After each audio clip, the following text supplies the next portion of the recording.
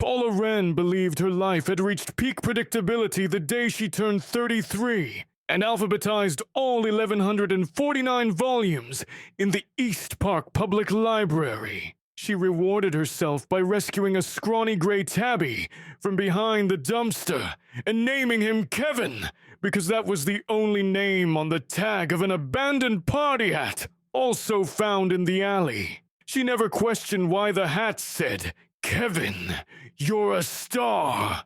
She simply assumed some child had outgrown both the hat and the belief that stars lived inside cardboard cones.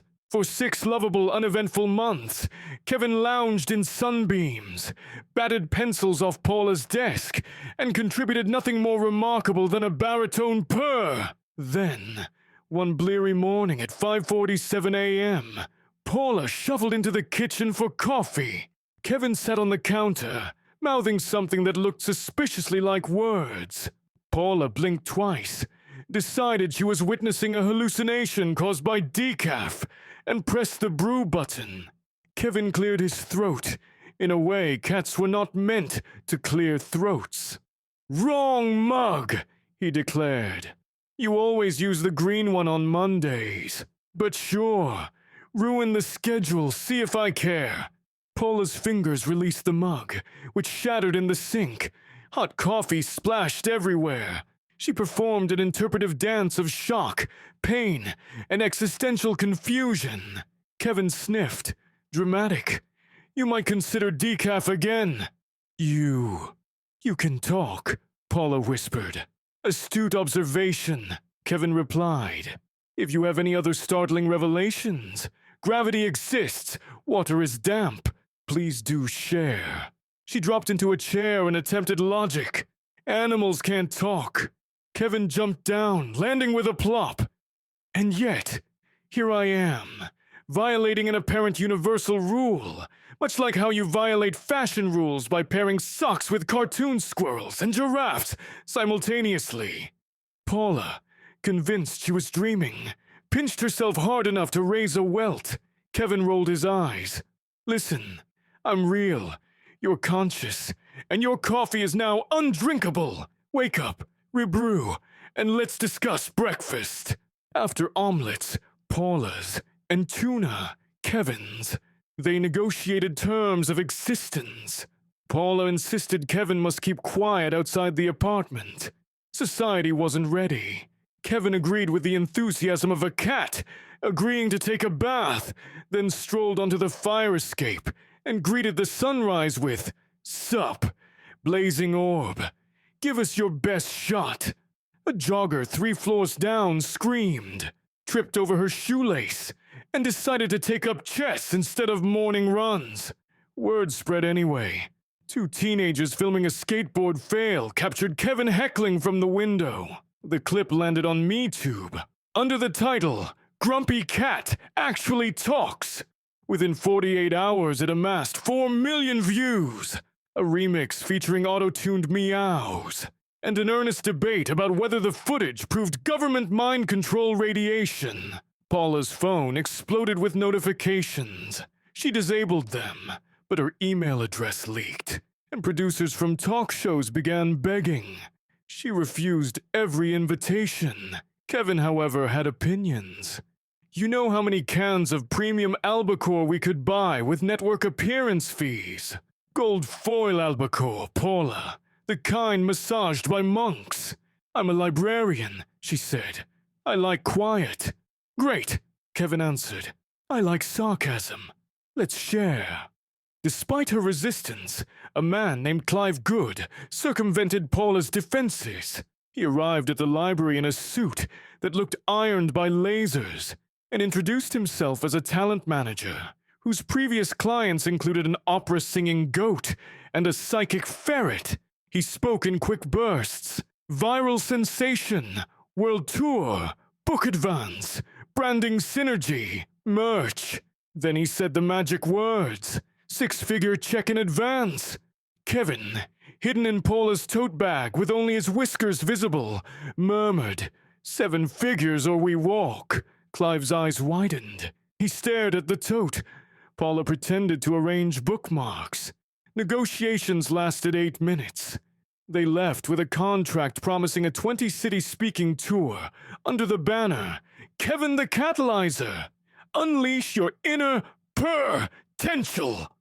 I don't even have an inner potential, Paula muttered later. Relax, Kevin said. Neither do they. But people love being told they do. Paula assumed Kevin would spend the next few weeks crafting uplifting material. Instead, he napped. When she prodded him, he flicked his tail. Motivational speeches are just fortune cookies without the crispiness, he said. I'll improvise.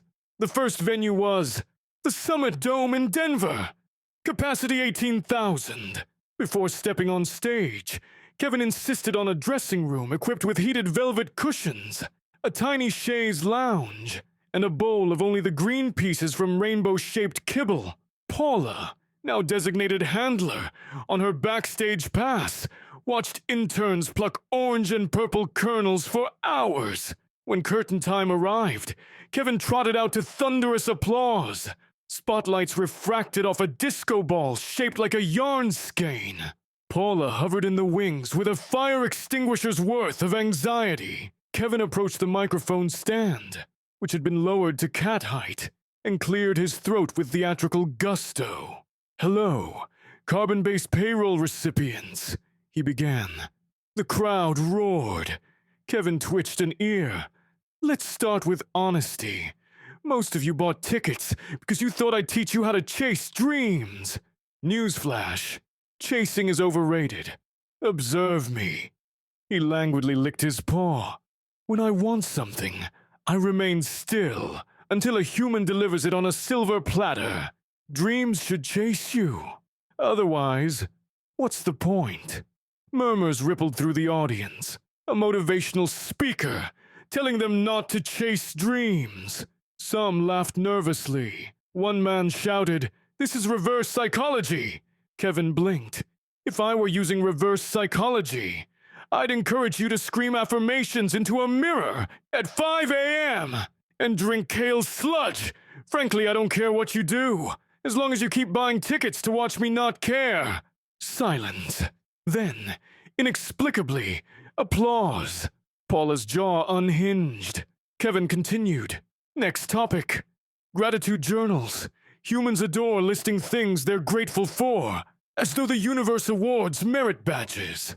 I keep a grievance journal. Every night, I record injustices. Exhibit A. Paula failed to warm my blanket in the dryer yesterday. Exhibit B. The dishwasher made a noise louder than 60 decibels. Exhibit C. Through Q. Vacuum cleaner. My point. Negativity fuels progress. If you love everything, you'll never lobby for a better thermostat setting. Laughter. Louder now. Several attendees raised phones to record, nodding thoughtfully. Kevin paced. Finally, work ethic. You've been spoon-fed. The lie that hard work equals success. Wrong. Visibility equals success. If no one sees you, you could be the Einstein of basket weaving, and you'll still die broke. That's why you're here paying to watch a feline talk. Visibility. Make noise. Wear sequins. Start a scandal. Trip over a decorative fountain. Whatever it takes. Comfort is the enemy of virality. He sat, scratched behind an ear, and concluded. That's all. Now go forth and do the bare minimum with maximal swagger. He strutted off stage to standing ovation. Back in the dressing room, Paula sputtered. That was awful. You told them to be lazy and petty. Kevin flicked her nose with his tail. Correct. And they loved it. Relax, librarian. I'm delivering exactly what modern attention spans demand. Bite-sized cynicism dipped in humor. Call it anti-fire. Clive burst in, ecstatic. Sold out merch. We're ordering triple for Chicago. Also, TEDx wants him. They said they'll let him knock over the red letters if it helps. The tour escalated. In Houston, Kevin opened by telling the crowd, "You're here seeking purpose. Try snacks." He then meowed intermittently for 15 minutes, while a slide behind him displayed random pictures of waffles. People howled with laughter, convinced it was a subversive commentary on consumerism. In Seattle, he advised everyone to salvage self-esteem by comparing themselves only to houseplants. Ticket sales spiked. Paula attempted damage control. She spent late nights answering emails from attendees who'd quit their jobs and expected the universe to chase them back. One woman wrote, "Following Kevin's advice, I stared at my ceiling for inspiration. My cat sat on my face. Is this transcendence?" Paula forwarded resources for normal motivational helplines. Yet the phenomenon intensified. Influencers began wearing shirts that read, "Do less, impress more, Kevin." A college offered a one-credit course titled Feline Futurism and Slacktivism. The mayor of a small Ohio town proclaimed Kevin Day, during which citizens were encouraged to nap at work. Productivity apparently rose, though no one could explain why. Paula watched her mild life mutate into a whirlwind of private jets, stocked with gourmet catnip, and paparazzi perched outside the apartment, hoping for a candid quote. Kevin, meanwhile, grew restless. "This success thing is tedious." He yawned during a flight to Toronto. "People expect novelty, but I only have so many ways to say, May. You're upset. These people worship you," Paula said. "That's the problem. I'm a cat. We're biologically programmed to disdain worship. I need a fresh challenge." Paula rubbed her temples. "Could you try, just once, to offer genuine encouragement?" Kevin stared at her with pity. "Authenticity. In public speaking. How adorably pre-internet of you." Toronto's arena welcomed 22,000 fans. Kevin padded onto a round stage shaped like a saucer of milk. Holographic fish floated above. He faced the microphone, took a breath, and announced, "I have nothing to say tonight." The audience laughed. Kevin sat. Minutes stretched. Some thought this was performance art. Others grew uneasy. Kevin finally broke the silence.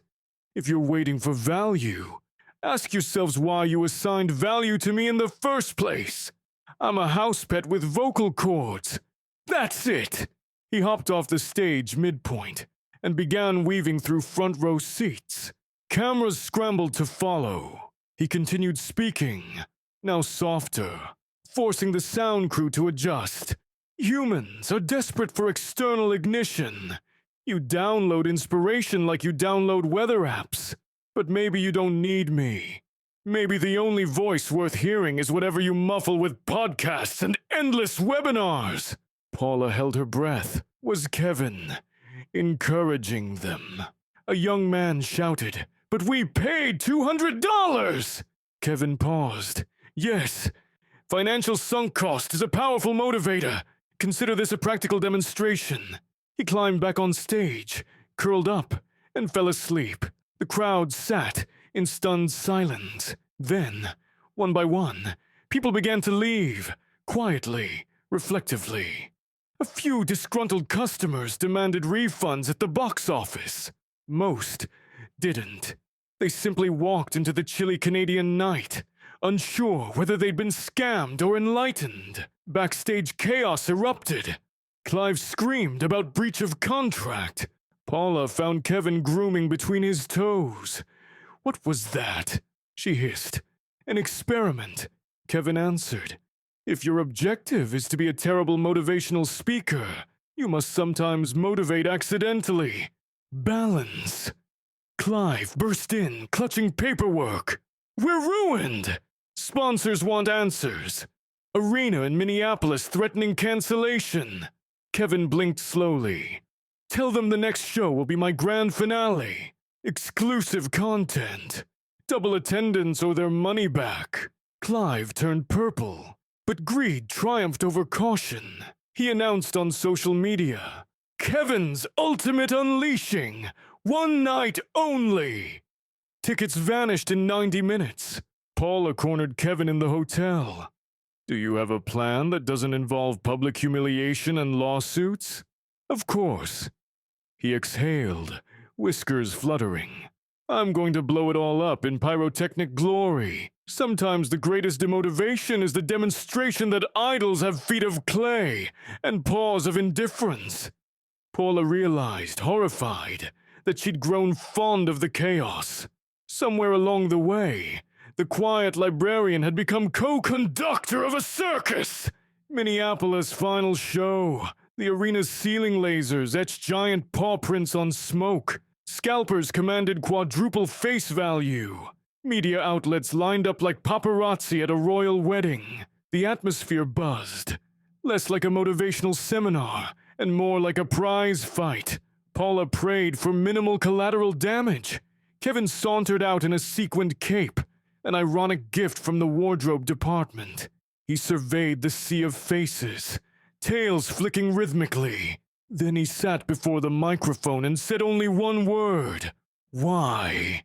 The sound echoed through the rafters, whispering spread. "Why are you here?" Kevin expanded. "Because a cat talks. Dogs learn 300 words. Parrots recite Shakespeare. Octopi open pickle jars. Yet here you sit, worshipping mediocrity with tickets priced like rent. Ask yourselves, do you truly want better lives? Or do you want the illusion that you're pursuing better lives by listening to anyone with a platform?" A man in the upper deck hollered, "We love you, Kevin!" "Love?" Kevin cocked his head. "You don't know me. You know a brand composite, a viral video, snark, and plush merchandise. If loving that makes you feel connected, fine. But connection without curiosity is just noise." Some booed. Others applauded. Kevin continued. "Here's my final seminar. Disappoint your heroes. Put them back on the shelf. Then look in the mirror.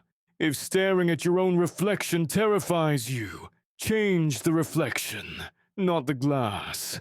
Now, if you'll excuse me, I have a pressing nap appointment." He turned, cape fluttering, and padded off stage amid a swirl of cheers, jeers, and stunned silence. The house lights rose.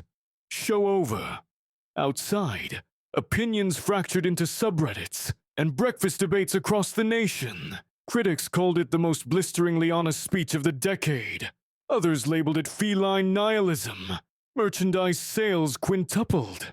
Everyone agreed on one point. They had never seen anything like it. Afterward, Clive paced, hair wild. "You annihilated the brand, yet demand skyrockets. Late-night hosts are begging, keynote requests pouring in. You are unstoppable." Kevin yawned. "Incorrect. I'm stoppable quite easily by a sunbeam." Paula crouched, scratching behind his ear. "What do you want now?" Kevin considered. "Home. My blanket. Maybe we alphabetize your record collection for fun."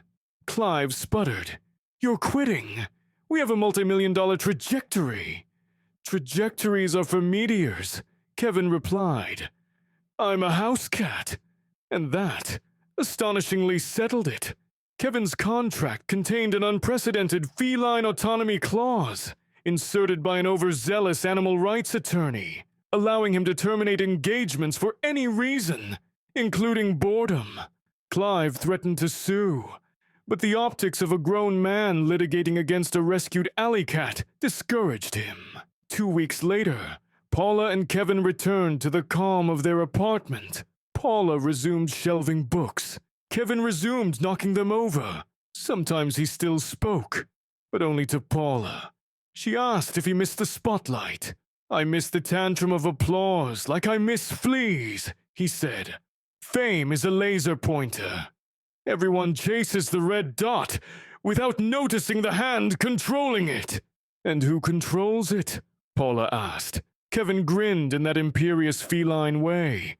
"Whoever decides standing still is more interesting than the chase." Life settled. Almost. Every Saturday, a small crowd gathered outside the library hoping Kevin might appear.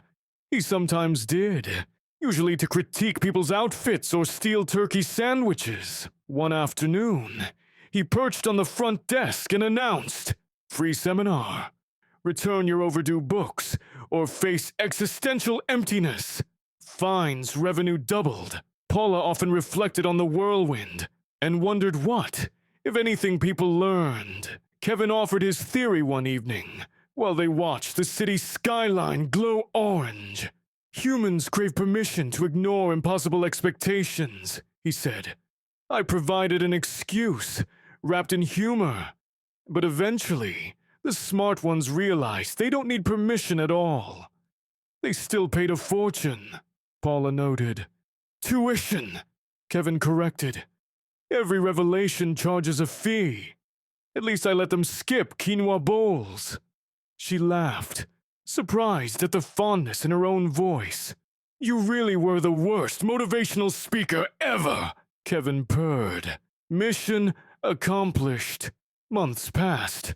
One summer morning, Paula received a padded envelope containing a glossy magazine. On the cover, a photo of Kevin mid-yawn with the headline, "The Cat Who Demotivated the World into Action." Below, a subheading, "Attendance at traditional motivational seminars down 40% as people embrace authentic laziness movement." The article credited Kevin with sparking a cultural reevaluation of hustle culture, quoting sociologists who labeled it the whisker effect. Paula read the piece aloud. Kevin listened, eyes half closed. "They think you changed society. Society is like a litter box," he muttered, "simmering beneath the surface, needing regular scooping. Sometimes it just takes one obnoxious cat to remind everyone to clean up." That afternoon, Paula opened the window to a breeze carrying faint city noise. Kevin leaped onto the sill, surveying his kingdom. A pigeon landed nearby. Kevin eyed it and sighed. Not worth the effort. He turned to Paula. "Let's nap." She agreed. They curled together on the couch, sunlight warm, unsold arenas fading into dream dust. Somewhere in the world, someone quoted Kevin in a PowerPoint slide.